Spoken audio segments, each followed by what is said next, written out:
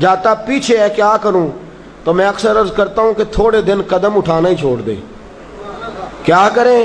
بیٹھ کے اللہ اللہ کریں، صبر کریں، دعا کریں. کچھ وقت انسان پر ایسا ہوتا ہے، تلکل ایام نداولھا بین الناس، جو اللہ نے انسان کے دن بدل کے رکھنے ہوتے ہیں. کچھ وقت ایسا ہو، پھر ایک وقت آتا ہے کہ وہی انسان مٹی میں ہاتھ رکھتا ہے تو اللہ اسے سونا بنا دیتا ہے. رب آزمائش کرتا ہے، رب آزماتا ہے. جو لوگ مصیبتوں پر صبر کرتے ہیں، جو لوگ مصیبتوں پر صبر کرتے ہیں، سید عالم نور مجسم شفیع معظم صلی اللہ تعالی علیہ وسلم نے فرمایا، رب فرماتا ہے ایک بندہ اللہ کی بارگاہ میں کھڑا ہوا، قیامت کا دن ہے، فرشتے نامہ اعمال کھولنے لگے. اللہ نے فرمایا فرشتوں تمہیں پتہ ہے میں نے اسے دنیا میں بڑے دکھ دیے تھے، اس پر بڑی آزمائشیں آئی تھیں، اس نے زندگی بڑی تکلیف میں گزاری تھی، تمہیں خبر ہے؟ یا اللہ ہم جانتے ہیں، بڑا صابر ہے، بڑا صابر ہے، اس نے صبر کے ساتھ وقت گزارا، صبر کے ساتھ اپنے اوقات کو طے کیا. رب فرماتا ہے جو اتنا صبر کرے میں اس کا نامہ اعمال ٹٹولوں. اس کا نامہ اعمال کھولتے ہوئے مجھے شرم آ رہی ہے، سارا کچھ لپیٹ دو اور بغیر حساب کتاب اسے جنت میں داخل کر دو. یہ صبر کرنے والا ہے، یہ صبر کرنے والا ہے. مجھے حیا آتی ہے کہ یہ صبر، بڑی گاڑی دیکھ کے بھی صبر کرنا چاہیے. اگر موٹر سائیکل ہے نا تو بڑی گاڑی دیکھ کے ذرا، اور جس کے پاس بڑی گاڑی ہے نا وہ بھی ذرا موٹر سائیکل والے کو ہارن تھوڑے ہی دے، وہ بھی ذرا صبر کرے، اس لیے کہ اس کو مل گئی ہے تو کوشش سے نہیں ملی، خدا کے فضل سے ملی ہے. دونوں ذرا صبر کا مظاہرہ کریں. وہ بڑی گاڑی والا ہارن پہ ہارن بجایا جاتا ہے، کہتا ہے یہ موٹر سائیکل والے کو تو عقل ہے ہی نہیں، یہ تو رستہ دیتا ہی نہیں، وہ یہ کہہ رہا ہے. اور گزرا ہے تو موٹر سائیکل والا کہتا ہے اللہ نے تجھے دے دیا گاڑی، تو تیرا دماغ بڑا اونچا ہو گیا ہے، تیرے پاس نہ ہوتی تب میں تجھ سے پوچھتا. اب دونوں ہی شکوہ کر رہے ہیں، دونوں ہی گلہ کر رہے ہیں، دونوں ہی شکایت کر رہے ہیں. دونوں کو صبر کرنا چاہیے، دونوں کو اطمینان سے رہنا چاہیے. جب انسان کے وجود میں صبر آ جاتا ہے، جب اس کو صبر نصیب ہوتا ہے. بڑی خوبصورت حدیث، بڑی، بخاری شریف میں موجود ہے، اور صاحب عمدۃ القاری حضرت مفتی شریف الحق صاحب رحمۃ اللہ تعالی علیہ فرماتے ہیں بخاری شریف کی یہ حدیث ایسی ہے جسے میں جب بھی پڑھتا ہوں میں چوم لیتا ہوں. اس حدیث کو میں فرماتے ہیں لفظوں کو میرا پڑھنے کو بھی دل کرتا ہے اور چوم لینے کو بھی دل کرتا ہے. حدیث کیا ہے؟ رسول کریم صلی اللہ تعالی علیہ وسلم نے فرمایا، رب فرماتا ہے ایک بندہ ہے اس کو میں نے آنکھیں نہیں دی، اس کو میں نے آنکھیں نہیں دی، اندھا ہے، پیدائشی اندھا ہے یا بعد میں کسی وجہ سے ہو گیا، وہ بینا نہیں ہے، نابینا ہے، اس کے پاس آنکھیں نہیں، لیکن اس نے زندگی بھر صبر کیا، اس نے زندگی بھر صبر کیا. صبح قیامت وہ کھڑا ہوا تو رب کریم نے فرشتوں سے فرمایا فرشتوں اس کو میں نے آنکھیں نہیں دی، بیچارہ نہ بیٹی دیکھ سکا نہ بیٹا، نہ باپ دیکھ سکا نہ ماں، یہ کوئی دنیا کا نظارہ نہیں کر سکا، تم بتاؤ اس کا اجر کیا ہے؟ فرشتے کہتے ہیں مولا جنت کا اعلیٰ درجہ دے دے، اللہ اسے بے حساب بخش دے، یا اللہ اس پر رحمتوں کے دروازے کھول دے، یا اللہ اس کو نواز دے. تو رب فرماتے اس نے ساری زندگی بغیر آنکھوں کے صبر کیا ہے، اسے صرف جنت نہیں ملے گی بلکہ آج اسے اس کا رب اپنا دیدار بھی کرائے گا. فرمایا جو اندھا ہو نابینا ہو اور پھر وہ صبر کرے اور استقامت کے ساتھ رہے، شکوہ نہ کرے، گلہ نہ کرے، فرمایا قیامت میں لوگ جنت کے نظارے کریں گے اور یہ اللہ کا دیدار کرے گا، اس کو رب کریم کے جلوے دکھائے جائیں گے. اس لیے کہ یہ صابر رہا، یہ شاکر رہا، یہ اللہ تبارک و تعالیٰ کی عطا پہ راضی رہا، یہ رب کائنات کی دی ہوئی آزمائشوں پر ہمیشہ استقامت کے ساتھ ڈٹا رہا. صبر کا معاملہ تو بالکل ہمارے ہاتھ سے نکل گیا. اور میں جب تجزیہ کرتا ہوں، غور کرتا ہوں تو ہمارے جھگڑوں کی بنیاد ہی صبر ہے. حسد صبر کی وجہ سے، اگر صبر نہیں تو حسد پیدا ہو جائے گا، اس کو اللہ نے دے دیا تو مجھے کیوں نہیں دیا. اب اگر صبر کرتا، جو اللہ نے دیا ہے اس پر یہ صبر کرتا تو حسد کی لعنت سے بچ جاتا. اور پھر گھروں میں جو فسادات ہیں، خاندانوں میں جو جھگڑے ہیں، اس کی بہت بڑی وجہ یہ ہے کہ ہم صبر نہیں کرتے. گلا شکوہ شکایتیں یہ ساری چیزیں اس لیے پیدا ہوتی ہیں کہ ہم صبر کرنے کو تیار نہیں. جب تو صبر کر لیتا ہے, جب تو اپنے وجود کے اندر ٹھہراؤ پیدا کر لیتا ہے, پھر تیرے اندر تحمل مزاجی آ جاتی ہے, پھر بردباری آ جاتی ہے, پھر ٹھہراؤ آ جاتا ہے, پھر تیرا دل اتنا گہرا ہو جاتا ہے کہ حضرت سلطان باؤ رحمت اللہ علیہ فرماتے ہیں دل دریا سمندروں ڈونگے کون دلاں دیا جانے. جب تیرا دل اتنا گہرا ہو جائے گا تو صبر کرے گا. اور میرے اعلیٰ حضرت فاضل بریلوی رحمت اللہ علیہ فرماتے ہیں جو صابر ہوتا ہے نا, توجہ ہے آپ کی, میری بات کی سمجھ آ رہی ہے؟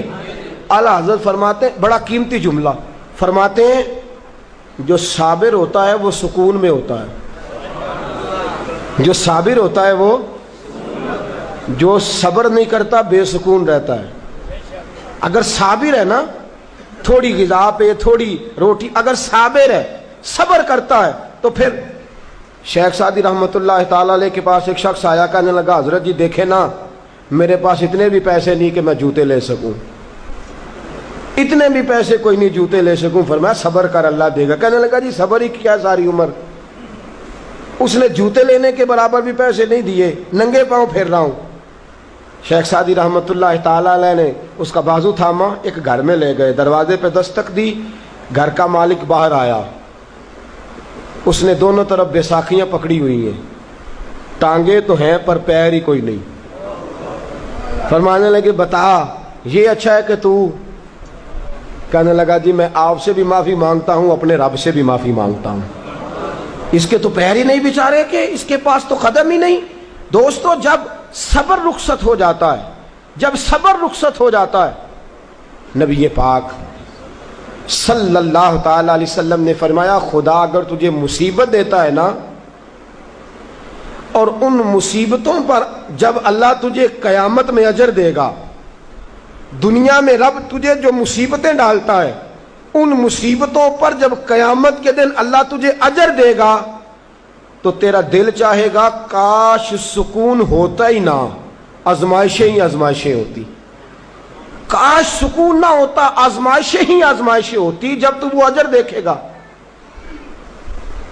نبی پاک صلی اللہ علیہ وسلم نے فرمایا جب کسی کا بچہ انتقال کر جاتا ہے نا, ہاں بات بڑی مشکل ہے, کام بڑا مشکل ہے, جب کسی کا بچہ بیٹا یا بیٹی انتقال کر جاتا ہے, وہ کسی دانشور نے کہا تھا کہ میرا باپ انتقال کر گیا, 6 مہینے گزرے تو میرا 18 سال کا بیٹا بھی انتقال کر گیا. کہنے لگے میں نے اپنے 80 سال کے باپ کا جنازہ اٹھایا تو میری کمر نہیں جھکی, لیکن جب 18 سال کے بیٹے کا جنازہ اٹھانے لگا تو میری کمر جھک گئی, اور رو کے کہنے لگا لوگوں باپ کا جنازہ پڑھنا آسان ہے, دعا کرو کسی کو بیٹے کا جنازہ نہ پڑھنا پڑ جائے, بڑا مشکل کام ہے, بڑا کٹھن مرحلہ ہے, یہ بڑی آزمائش کا معاملہ ہے. نبی رحمت صلی اللہ علیہ وسلم نے فرمایا جب کسی کا بچہ انتقال کر جاتا ہے, جب کسی کا بیٹا یا بیٹی انتقال کر جاتا ہے, فرشتے اس کی روح لے کے اللہ کی بارگاہ میں جاتے ہیں. رب فرماتا ہے تم میرے بندے کے جگر کا ٹکڑا لے آئے ہو, اس کے وجود کا حصہ لے آئے ہو, اس کی روح کی ٹھنڈک لے آؤ ہو. بولو تو صحیح میرا بندہ کیا کہتا تھا, بتاؤ میرا بندہ کیا کہتا تھا, اس نے کیا کہا؟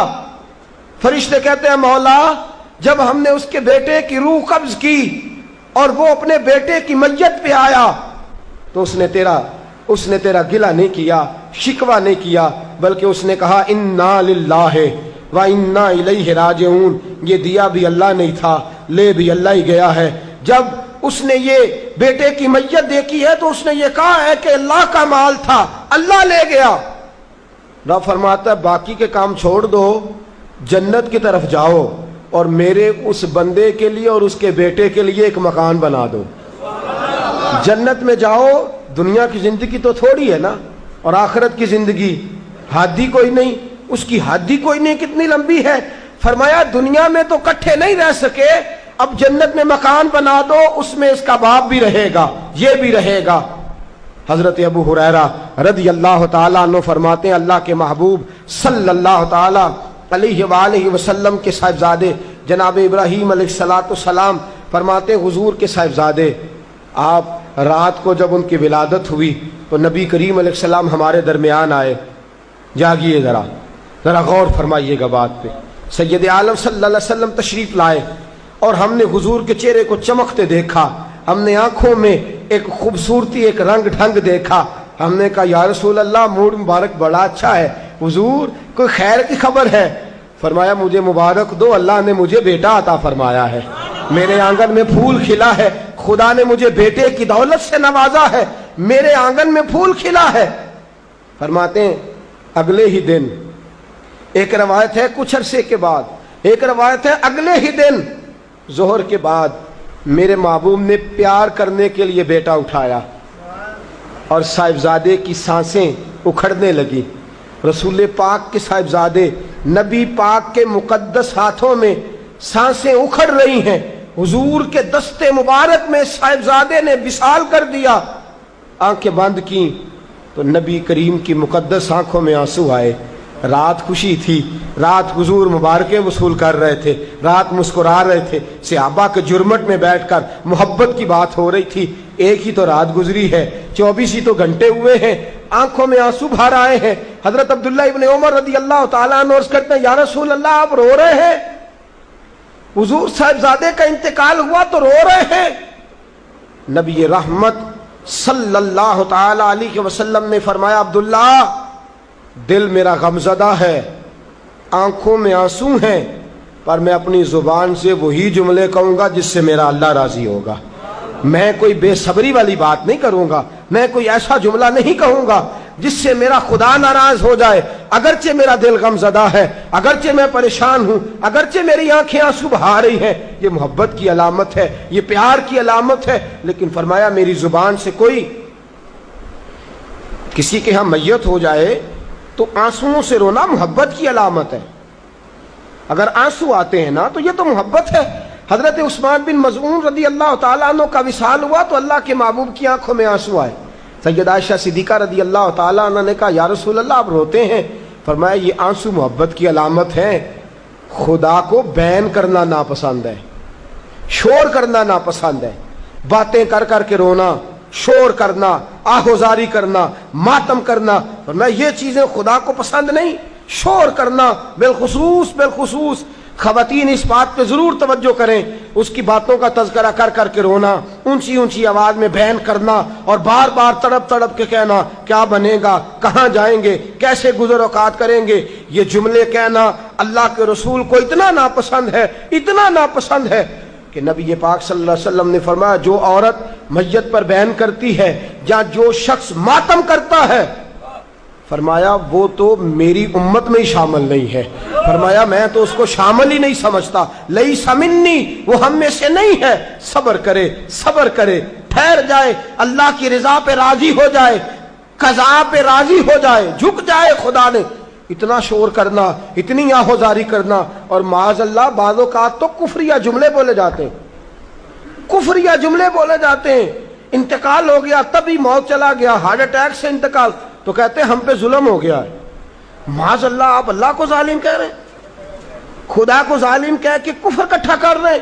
کفریہ فکرے بولے جاتے ہیں، معاذ اللہ تعالیٰ ثم معاذ اللہ ایسی باتیں کی جاتی ہیں جو شریعت اسلامیہ میں سخت سزا کی مستحق ہیں. صبر کرنا، حوصلہ کرنا، آنسوؤں سے رونا، اپنے دل کے اندر محبت رکھنا، لیکن کبھی بھی کسی موقع پر بھی اپنی زبان سے گلہ کرنا، شکوہ کرنا، شکایت کرنا، کسی بابت کوئی بات بھی کرنا، دوستو یہ شریعت اسلامیہ میں جائز نہیں.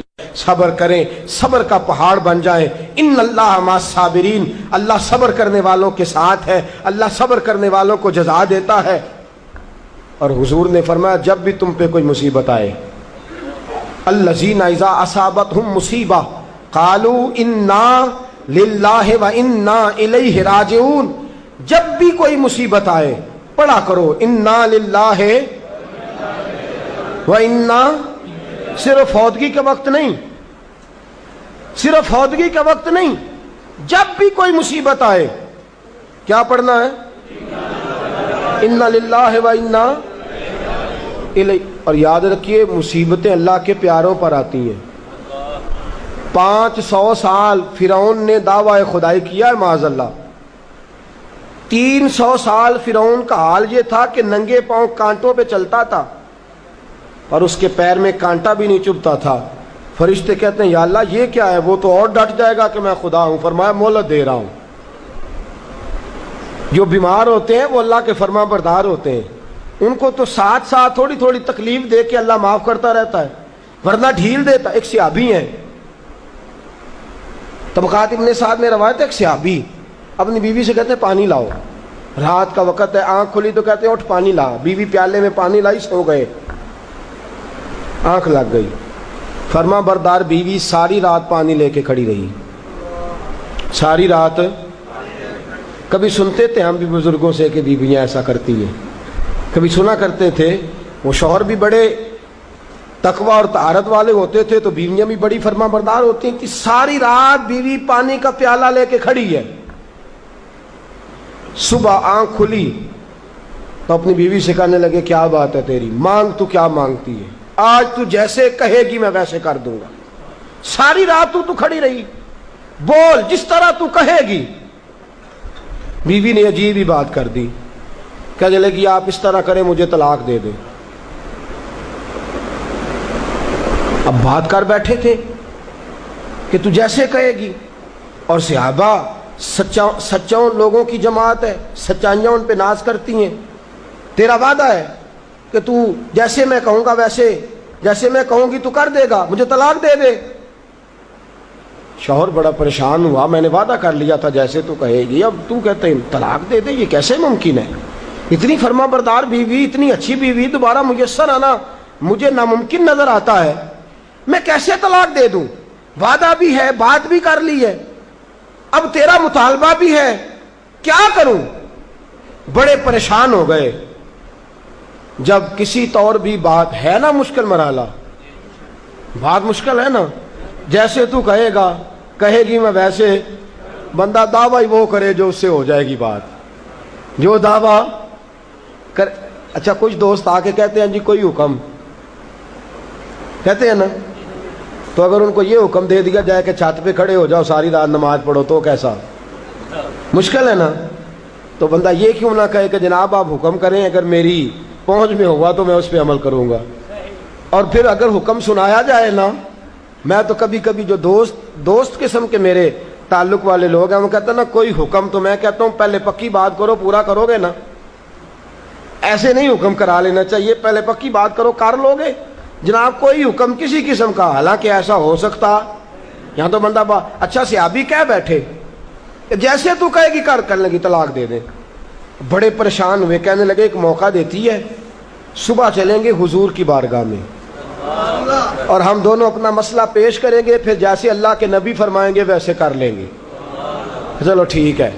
اس پہ بات ختم ہوئی, سو گئے. صبح اٹھے, گھر ذرا دور تھا, دونوں میاں بیوی آ رہے ہیں مسجد نبوی کی طرف. رستے میں بیوی شوہر کو ٹھوکر لگی اور اتنا سخت گرے, ایک زخم پیر پہ, ایک ہاتھ پہ, ایک سر پہ, خون بہنے لگا. بیوی کہنے لگی اٹھیے اور گھر چلیے, مجھے طلاق نہیں چاہیے. اٹھے, گھر چلیں, میں آپ کی مرہم پٹی کرتی ہوں, گھر چلتے ہیں, مجھے نہیں طلاق چاہیے. کہنے لگے بھائی تیری عجیب منطق ہے, ساری رات میں سو نہیں سکا, پریشان رہا, صبح سے بھی آج پریشان رہا, میرا اتنا وقت بے چینی, پہلے طلاق چاہیے اب نہیں چاہیے, ماجرا کیا ہے؟ کہنے لگی اصل بات یہ ہے کہ میں نے اپنے رسول پاک صلی اللہ علیہ وسلم کی حدیث سنی. حضور نے فرمایا جس سے اللہ پیار کرتا ہے اسے مشکل میں ڈال دیتا ہے, اس پر کچھ مصیبتیں آ جاتی ہیں جس سے اللہ محبت کرتا ہے. تو میں جب سے تیرے گھر آئی تھی میں نے کوئی مصیبت نہیں دیکھی تھی, تو میں سمجھنے لگی تھی کہ اللہ تجھ سے پیار نہیں کرتا, لیکن آج تجھے چوٹ لگ گئی ہے, تجھ پر کچھ تھوڑی مشکل آئی ہے, تو مجھے سمجھ آئی ہے کہ نہیں اللہ تجھ سے پیار کرتا ہے, لہذا میں تجھ سے طلاق نہیں رہوں گی, تیرے گھر کے اندر ہی وقت گزاروں گی. آپ اندازہ فرمائیے کہ یہ مصیبت آنا اور صبر کرنا کتنی اعلیٰ بات ہے کہ صحابہ ڈھونڈ رہے ہیں, تلاش کر رہے ہیں کہ جس پر مصیبت آ نہیں رہی وہ تو بڑا عجیب آدمی ہے, جس پر مشکل آ نہیں رہی وہ تو بڑا جو ہے وہ اللہ تبارک و تعالیٰ کا کہیں نافرمان نہ ہو. حضرت ام سلمہ رضی اللہ تعالیٰ عنہ فرماتی ہیں میرے شوہر حضرت ابو سلمہ رضی اللہ تعالیٰ عنہ بڑے شفیق، بڑے مہربان، بڑی اچھی طبیعت والے، بڑا پیار کرنے والے، خیال رکھنے والے. فرماتے میں سمجھتی تھی مدینے کی سب سے سکھی عورت میں ہوں. ان کا طریقہ یہ تھا کہ مسجد سے جب واپس آتے نا تو جو نبی کریم صلی اللہ علیہ وسلم سے سن کے آتے آ کے مجھے بھی سناتے، جو سن کے آتے آ کے مجھے بھی. اچھا ترقی مل جائے اگر تو گھر جا کے ہم بتاتے ہیں کہ نہیں جی؟ ہاں ایک بات کئی دفعہ نہیں بتاتے، اگر تنخواہ بڑھ جائے تو اس میں کئی دفعہ کوتاہی کرتے ہیں. وہ نہیں بتاتے گھر اس لیے کہ ہمیں پتہ ہے اگر ہم نے تنخواہ بڑھانے کا بتایا تو ادھر سے خرچہ بھی بڑھ جائے گا، لہذا یہ کبھی کبھی ہم کوتاہی کرتے ہیں. لیکن بہرحال اپنی ترقی ضرور بتا دیتے ہیں کہ میری ترقی ہو گئی ہے، یہ اتنا ضرور ہم بتا دیتے ہیں. اچھا یہ ساری باتیں اگر ہم بتاتے ہیں اور پھر اور بھی کئی قصے گھر جا کے سناتے ہیں، آج دفتر میں یہ شغل ہو گیا، یہ بات ہو گئی، سناتے ہیں بات. اور یہ بری بات بھی نہیں ہے، گھر والوں کے ساتھ جا کے خوش طبی کرنا اور گھر کے اندر کا ماحول خوشگوار رکھنا یہ حضور علیہ السلام کی سنت ہے. لیکن یہ جو ہم حدیث سنتے ہیں، فرمان سنتے ہیں، قرآن و سنت کی بات سنتے ہیں، یہ بھی ہمیں گھر جا کے سنانی چاہیے. صحابہ جو سن کے آتے تھے گھر جا کے یہ کام بھی کرنا چاہیے، یہ بھی صحابہ کی سنت. نبی پاک صلی اللہ تعالی علیہ وسلم کے صحابی حضرت ابو سلمہ رضی اللہ تعالیٰ عنہ کی عادت ہے گھر جاتے اور جو حضور سے سنا گھر جا کے سناتے. آج آئے تو حضرت ام سلمہ رضی اللہ تعالیٰ عنہ فرماتی ہیں، آگے کہنے لگے آج میں نے بڑی پیاری حدیث حضور سے سنی ہے، تو بھی یاد کر لے. کہا وہ کون سی؟ کہا اللہ کے رسول صلی اللہ علیہ وسلم نے فرمایا جس پر کوئی مصیبت آئے اور وہ کہے انا للہ وَإِنَّا إِلَيْهِ رَاجِعُونَ، اور پھر یہ دعا مانگے کہ یا اللہ یہ جو تو نے مجھ سے چیز لی ہے مجھے اس کا بہتر نعم البدل عطا فرما. اِنَّا لِلَّهِ پڑھے اور کہے یا اللہ جو دیا ہے اس کا بہتر نعم البدل دے.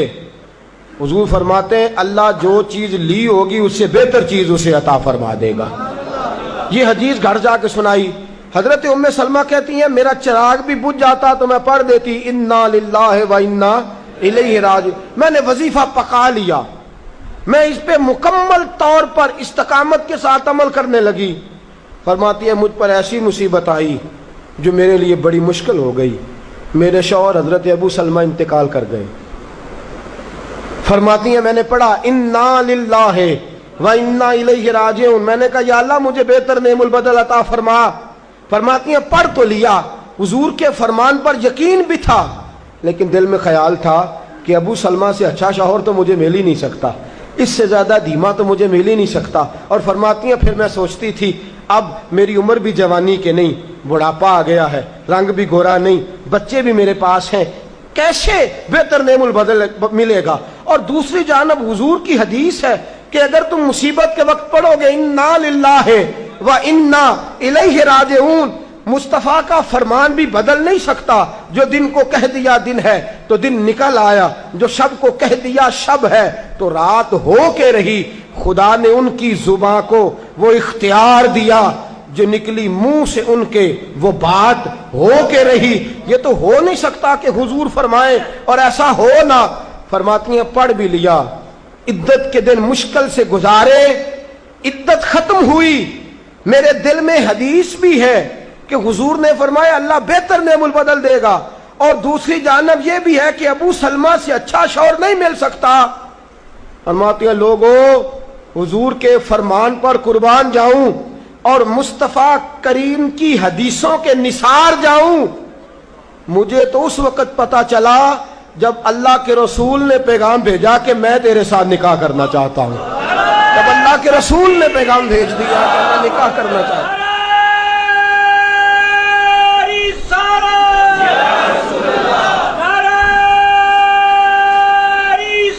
حضرت ام سلمہ ام المومنین رضی اللہ تعالیٰ عنہ فرماتی ہیں جب مصطفیٰ کا پیغام آیا تو فرماتی ہیں فوراً میرے لب پہ درود آیا، فوراً میرے لبوں پہ سلام آیا. میں نے کہا محبوبہ جو بھی فرماتے ہو سچ ہی فرماتے ہو، جو بھی کہہ دیتے ہو کمال ہی کہہ دیتے ہو. یا رسول اللہ میں کہتی تھی مجھے ابو سلمہ سے اچھا شوہر نہیں مل سکتا، اللہ نے مجھے کائنات میں سب سے اچھا شوہر عطا فرما دیا. کائنات میں سب سے میں نے صبر کیا اور حضور کے فرمان پر عمل کیا کہ مصیبت آئے تو کہو انا للہ و انا الیہ راجعون. میں نے صبر کیا, شکر کیا, اللہ نے مجھے دھرتی پہ سب سے اچھا شوہر دیا. اور حضرت ام المومنین ام سلمہ رضی اللہ تعالیٰ عنہ عرض کرتی ہیں, یا رسول اللہ میرا رنگ بھی گورا نہیں, حضور عمر بھی میری بڑھاپے کے قریب ہے, بچے بھی ہیں, روپ بھی نہیں تو میرا رنگ بھی نہیں, میری رومی ورگی چال بھی نہیں تو میرا جامی ورگا عشق, حضور کوئی ایسی چیز نہیں جو آپ کے قابل ہو. یا رسول اللہ تو امیر حرم, میں غریب بے نوا, تو کجا من کجا. میرے حبیب نے فرمایا, ام سلمہ تیرے پاس غربت بھی ہے, پریشانی بھی ہے, بچے بھی ہیں, مجھے پتا ہے کوئی تیرا سہارا نہیں بنے گا, اور جس کا کوئی سہارا نہ بنے اس کا میں بنا کرتا ہوں. فرمایا اس لیے تیرے ساتھ نکاح کرنا ہے تاکہ تجھے سہارا میسر آ جائے. میرے رسول پاک نے فرمایا تو مصیبتوں پر آہوزاریاں نہ کر, شکایتیں نہ کر, صبر کر, صبر کا پہاڑ بن. اور اعلیٰ حضرت فاضل بریلوی نے لکھا ہے, آپ فرماتے ہیں جتنا کوئی بڑا صابر ہوگا اتنا اللہ کے قریب ہوگا, جتنا صبر زیادہ ہوگا اتنا قرب زیادہ ہوگا. صبر کرنا سیکھیں, تھوڑے رزق پر صبر, اللہ کی طرف سے آنے والی آزمائش پر صبر. باپ بھی تھوڑا صبر کرے, اگر بیٹے نے اپنا گھر بسا لیا ہے تو اب تھوڑا صبر کرے, اطمینان کے ساتھ وقت گزارے. اماں بھی تھوڑا صبر کرے, بیٹا اسی کا رہے گا, تھوڑا صبر کرے. بہو بھی اگر آ گئی ہے نا وہ بھی تھوڑا صبر کرے, ذرا اطمینان کے ساتھ رہے. اس کو کسی نے جنا ہے, کسی نے اس کو پالا ہے, کسی نے اس کو بیاہا ہے, وہ ذرا صبر کرے. اطمینان. ہمارا جو صبر ہے وہ صبر نہیں رہا تو فساد آیا ہے, صبر نہیں رہا تو اختلاف آیا ہے, صبر نہیں رہا تو نفرت آئی ہے, صبر نہیں رہا تو بغض آیا ہے, صبر نہیں رہا تو حسد آیا ہے. جہاں صبر نہ ہو وہاں درجنوں مصیبتیں ہوتی ہیں, اور جہاں صبر ہوتا ہے وہاں خدا کے جلوے ہوتے ہیں. جہاں صبر ہوتا ہے وہاں اللہ کا کرم ہوتا ہے, جہاں صبر ہوتا ہے خدا کی عطا ہوتی ہے. باقی عبادتوں پر ثواب ملتا ہے اور صبر پر رب رحمان ملتا ہے. ان اللہ مع الصابرین, اللہ صبر کرنے والوں کے, اللہ صبر کرنے والوں کے. اپنے اندر حوصلہ پیدا کریں, بردباری پیدا کریں, تحمل مزاجی پیدا کریں, ٹھہراؤ پیدا کریں, حوصلہ پیدا کریں. امام اعظم ابو حنیفہ, بڑی آخری اور بڑی سخت بات, امام اعظم ابو حنیفہ رحمت اللہ علیہ, والدہ کی عمر 90 سال سے زیادہ ہے. آپ کے والد صاحب انتقال کر گئے. امام اعظم کا ایک حاسد, اور ایک تو ہے نا امام صاحب عالم بڑے تھے, شیخ بڑے تھے, امام صاحب امیر بھی بڑے تھے, اللہ نے مال و دولت میں بھی بڑا فضل فرمایا, صاحب حیثیت آدمی تھے. ایک آپ کا حاسد آیا, حسد کرنے والا, اور آ کے کہنے لگا بڑی کڑی بات, تلخ بات جس پہ انسان مارنے مرانے, کہنے لگا ابو حنیفہ میں نے سنا ہے آپ کے ابا جی انتقال کر گئے. امام صاحب فرمانے لگے ہاں. کہنے لگے سنا ہے آپ کی اماں بڑی خوبصورت ہے, میرے ساتھ نکاح نہیں کر دیتے. اب یہ کتنے غصے کی بات ہے, کتنے جلال کی بات ہے, کس قدر تلخ بات ہے. امام صاحب فرمانے لگے میری اماں عاقلہ اور بالغہ ہیں, میری ماں عقل والی ہیں اور بالغ ہیں, میں ان سے پوچھوں گا, اگر ان کا نکاح کا ارادہ ہوا تو آپ کو اطلاع دوں گا. امام صاحب فرماتے ہیں میرے دل میں غصہ تو آیا لیکن وہ صبر والی ساری حدیثیں بھی مجھے فوراً یاد آ گئی. فرماتے ہیں میں نے فوراً صبر کر لیا اور میں نے کہا اماں عاقلہ بالغہ ہے, پوچھوں گا, اگر ان کا نکاح کا ارادہ ہوا تو آپ کو اطلاع دوں گا. کہتے ہیں یہ کہہ کے میں نے اپنے دل میں کہا مولا اتنے لمبے بھی امتحان نہ لیا کر, کوئی ماں کے بارے میں صبر کیسے کرے, کوئی باپ کے بارے میں صبر کیسے کرے. یا اللہ اتنے دل میں کہا لیکن مولا میں نے تیری رضا کے لیے صبر کر لیا ہے اور میں نے حوصلے کا دامن نہیں چھوڑا. امام صاحب اٹھے, ابھی چند قدم آگے بڑھے تھے کہ وہ آدمی تڑپنے لگا. اتنا تڑپا کہ اس کی روح پرواز کر گئی. لوگ کہنے لگے امام صاحب اسے کیا ہوا؟ کہنے لگے ابو حنیفہ کے صبر نے اس کی جان لے لی ہے. ابو حنیفہ کے صبر نے اس کی. فرمایا اتنا صبر کر, اپنے مخالف کے مقابلے میں اتنا صبر کر, اتنا صبر کر, اتنا صبر کر کہ اس کی جان ہی لے لے. تو صبر کرے گا تو اللہ تیرے ساتھ ہو جائے گا. امام صاحب فرماتے ہیں وہ انتقال کر گیا تو فوراً میں نے کہا یا اللہ تیرا فرمان سچا ہے, ان اللہ مع الصابرین، واقعی تو میرے ساتھ ہے، میں نے صبر کیا تو ساتھ ہے۔ یا اللہ میں نے سزا نہیں دی، میں دیتا بھی تو تھپڑ مار لیتا، میں دیتا بھی تو سر پھوڑ لیتا، میں دیتا بھی تو ٹانگ پہ مار لیتا، جان تو نہیں نہ لے سکتا تھا، لیکن میں نے صبر کیا، رب میرے ساتھ ہوا تو اللہ نے اس کی جان ہی نکال ڈالی۔ ابو حنیفہ کے صبر نے اس شخص کی جان لے لی۔ صبر کیجئے، صبر کیجئے، صبر کیجئے، جس کے پاس صبر کا دامن آ گیا وہ انسان کامیاب ہو گیا، اس کو خدا کی معیت نصیب ہو گئی، اس سے اللہ کا قرب میسر آ گیا۔ اور جو بے صبر ہے وہ بے سکون ہے، جو بے صبر ہے وہ لڑائی کرے گا، حسد کرے گا، جھگڑا کرے گا، بغض رکھے گا، بڑا کچھ کرے گا۔ اعلیٰ حضرت فاضل بریلوی کو خط آئے، کسی میں گالیاں لکھی ہیں، کسی میں کچھ لکھا ہے۔ آپ کے ایک مرید تھے حضرت ملک العلماء مولانا ظفر الدین صاحب بہاری رحمۃ اللہ تعالی علیہ، کہنے لگے حضور میں ان لوگوں پہ مقدمے کروں گا، انہوں نے آپ کو گالیاں دی ہیں۔ اعلیٰ حضرت فرمانے لگے میری فلاں الماری سے خط نکال کے لاؤ۔ اس میں سے خط نکال کے لائے تو لکھا تھا کہ آپ تو بہت بڑے امام ہیں، آپ تو مجدد ہیں، آپ تو غوث اعظم کے نائب ہیں، آپ کی کیا بات ہے؟ فرمانے لگے جنہوں نے میری تعریفیں کی ہیں پہلے ان کو جائیدادیں تقسیم کرو نا، جنہوں نے تعریفیں کی ہیں پہلے ان میں جائیدادیں بانٹو، اور پھر جو میرے مخالف ہیں ان پر مقدمے کر لینا۔ آنے لگے حضور جائیدادیں تو ہم نہیں بانٹ سکتے۔ فرمانے لگے پھر مجھے صبر کرنے دو، مجھے امید ہے میں صبر کروں گا تو اللہ مجھے زیادہ اجر عطا فرمائے گا۔ صبر کا دامن تھام کے رکھیں، صبر پر عمل کریں، اگر صابر ہو گئے تو خدا کی معرفت نصیب ہو گئی، اور اگر ہمارے اندر صبر ہی نہیں، صبر اور قرار ہی نہیں، تو پھر ہم تو پاؤں میں پڑی چیز نہیں پکڑ سکتے، پھر تو ہم زندگی گزار ہی نہیں سکتے، پھر تو ہر چیز ہمارے لیے بوجھ نظر آئے گی۔ اللہ صبر اور شکر کی توفیق عطا فرمائے، ہمیشہ مدحت خیر الانام میں گزرے، دعا ہے یہ عمر درود و سلام میں گزرے۔ آخر دعوانا ان الحمدللہ۔